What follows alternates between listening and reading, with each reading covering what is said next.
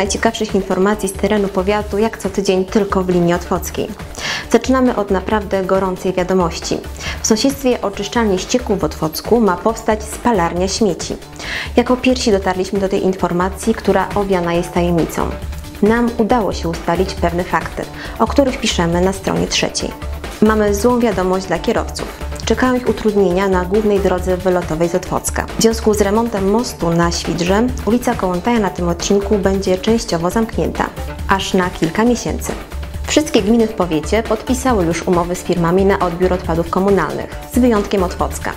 Tu mieszkańcy nadal nie wiedzą, kto od 1 lipca odbierze od nich śmieci. Piszemy o problemach z przetargiem w mieście, a także możliwych sposobach rozwiązania tej sytuacji. Nie chcesz paść ofiarą kieszonkowca?